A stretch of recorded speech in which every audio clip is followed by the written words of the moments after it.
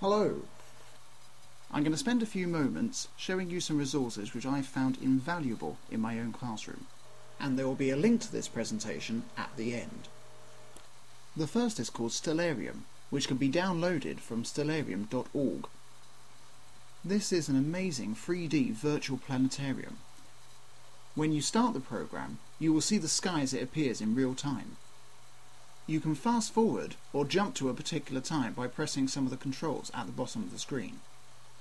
You can click on many different objects in the sky to get more information.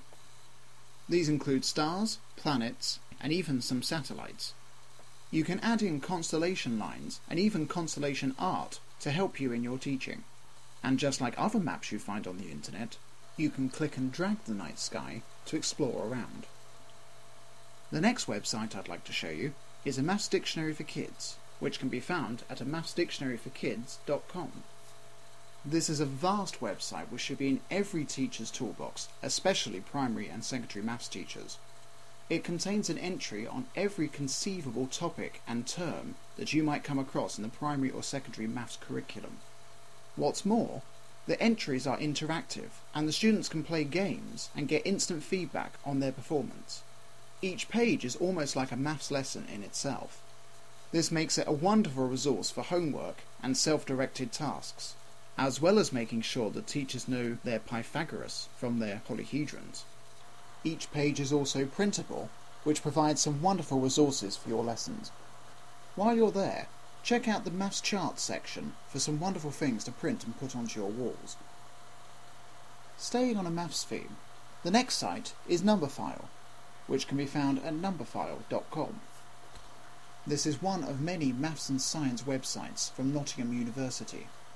This is a video site which attempts to explain some tricky concepts in an entertaining, engaging and often bizarre way. This one is definitely for older students, but it provides a wonderful way to look at how maths affects the real world. Videos are continuously being added, and because it's hosted on YouTube, you can even embed the videos onto your own site.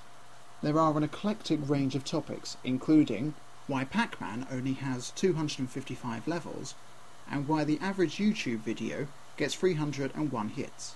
Oh, and there are also some videos about pi and prime numbers as well. Be sure to check out their other sites, especially periodicvideos.com, which is a fantastic chemistry site. All of these links can be found on the Numberphile homepage.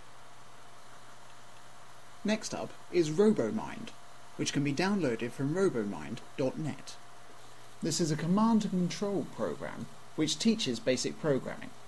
You can think of it like a 21st century MS logo. The idea is that you move your robot around a virtual environment using basic commands.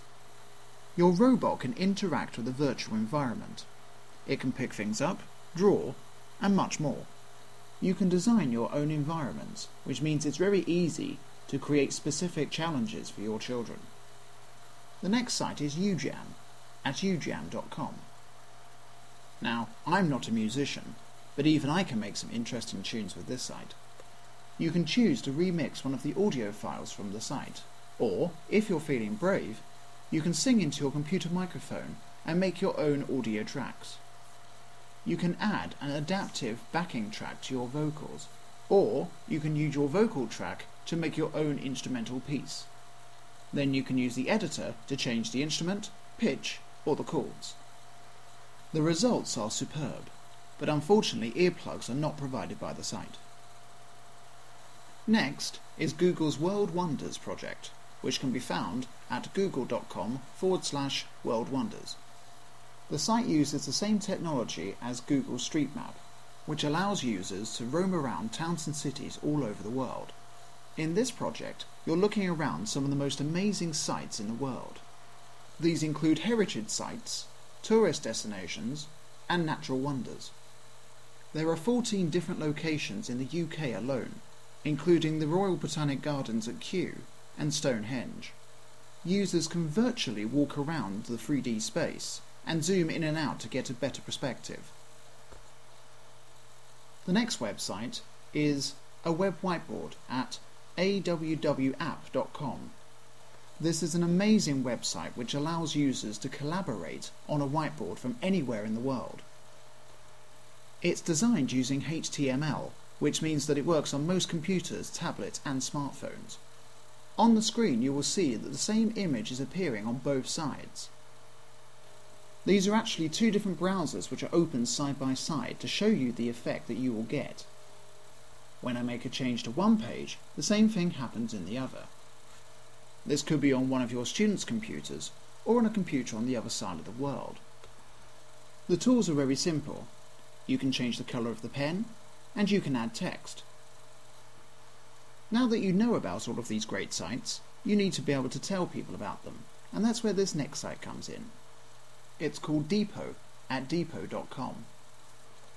This is a social network specifically designed for educators and students. It has many of the same features as Twitter. You can decide whether your network is open or closed, and you simply follow those people you are interested in. It's a great way to collaborate, or to stay up to date with other people in your school. Unlike Twitter, you can post photos, files, and even embed widgets along with your posts.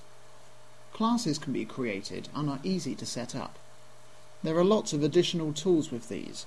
You can choose to activate the blog, gradebook, and even a register. I hope you find these resources useful. You can find thousands more on the ICTmagic website using the links on your screen, or you can just Google ICTmagic.